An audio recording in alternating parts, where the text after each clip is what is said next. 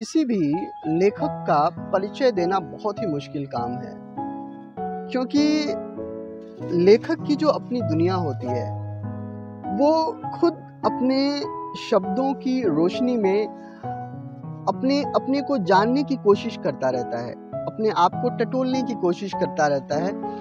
और जब हम किसी लेखक का परिचय दे रहे होते हैं तो हमने एक परिचय तो दे दिया, लेकिन लेखक अपने उस परिचय को ही तोड़कर अपने जीवन के दूसरी परिचय में दाखिल हो जाता है। तो एक समय के बाद आपका जो दिया हुआ परिचय होता है वो झूठा हो जाता है, वो निरर्थक हो जाता है, वो बेमानी हो जाता है, लेकिन फिर भी परिचय तो देना ही है। तो हाय, मेरा नाम एस.के. सिंह है और आज जिस लेखक के बारे में हम बात करेंगे उनका नाम है पंकज झा।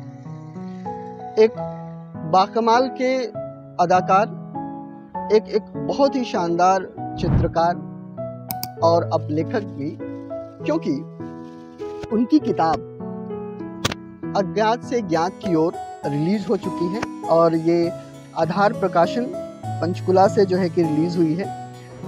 आप प्रकाशन में भी जाके ले सकते हैं और इसको आप अमेज़न पे भी ले सकते हैं। उसका लिंक मैंने इस वीडियो के डिस्क्रिप्शन बॉक्स में जो है कि दे दिया है। तो अगर प्रकाश झा की बात करें तो इनका जन्म 24 अप्रैल 1970 सहरसा, जो कि बिहार में है, हुआ है। अगर इनके क्वालिफिकेशन की बात की जाए तो NSD, जो कि जहाँ पे बहुत सारे कमाल के अदाकारों ने जो है कि ट्रेनिंग ली है, दिल्ली में अभिनय की शिक्षा इन्होंने प्राप्त की। फिल्म और टेलीविज़न जो है कि ये करते हैं। अगर इनकी कुछ मुख्य फिल्मों की बात की जाए, ब्लैक फ्राइडे जो 1931 में रिलीज़ हुई थी, शहीद, गुलाल, चमेली और पंचायत में तो कमाल का। विधायक जी को आप लोग जानते ही हैं। पंचायत में विधायक चंद्रकिशोर, मिर्जापुर सीजन 1 में मास्टर साहब। और लेकिन सबसे जो मजे की बात यह है कि जब पंकज झा को उनके इंटरव्यू में पूछा जाता है तो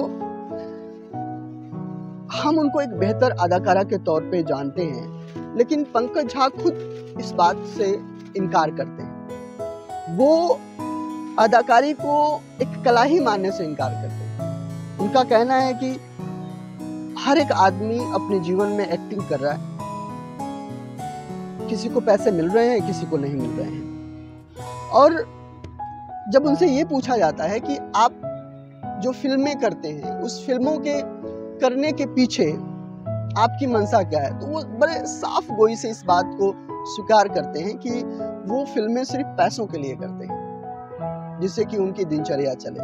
बाकी उनको फिल्में करने का कोई भी शौक नहीं है। वो अपने आप को एक चित्रकार, एक लेखक के तौर पर देखना ज्यादा पसंद करते हैं। अगर इस लेखक के अपने व्यक्तित्व रचना की हम बात करें तो इस किताब को पढ़ के जो समझ में आता है, या उनकी बातों से जो वो समझ में आता है कि यह लेखक अब अंदर की यात्रा पे निकला हुआ है। वो खुद को समझने की कोशिश कर रहा है, इस जीवन को समझने की कोशिश कर रहा है, जीवन के वास्तविक उद्देश्य को समझने की कोशिश कर रहा है। और ये जो किताब है उसी एक कोशिश का हिस्सा है। साफ तौर पर पंकज झा ये मानते हैं कि वो ओशो से प्रभावित हैं और ओशो के जो विचार हैं या जो ओशो का अपना जीवन दर्शन है उनसे वो काफी प्रभावित हैं। और हर एक इंसान को ओशो दर्शन को समझना चाहिए, सुनना चाहिए।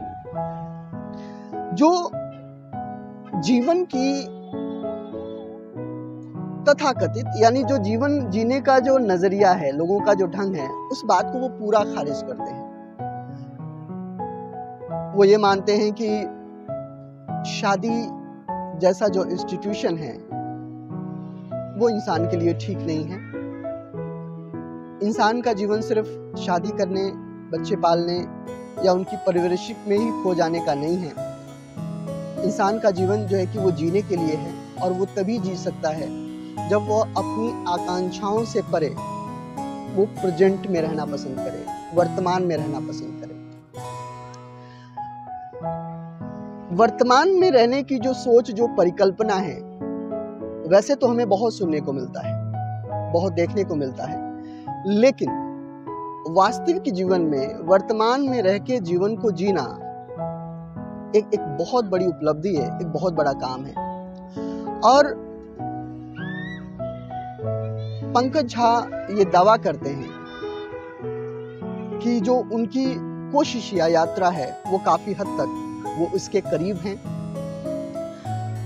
तो अगर एक लेखक के तौर पे पंकज झा को देखा जाए तो पंकज झा का जो लेखन है वो उनकी स्पिरिचुअलिटी, यानी जो जीवन को देखने का नजरिया ही है, जो अपनी बुद्धि से वो देखते हैं, अपनी व्यक्तित्व से वो जीवन को जिस तरीके से देखते हैं।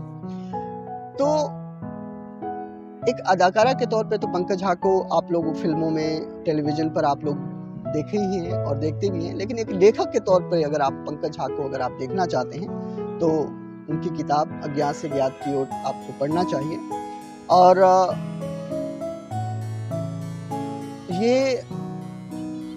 ये जो लेखक है आने वाले समय में जीवन के रहस्यों को लेकर, जीवन की गहराइयों को लेकर और भी बहुत सारी रचनाएं उनकी आएंगी, और जब आएंगी तो उससे भी हम रूबरू कराएंगे। तो आज के प्रोग्राम में बस इतना ही। नमस्कार।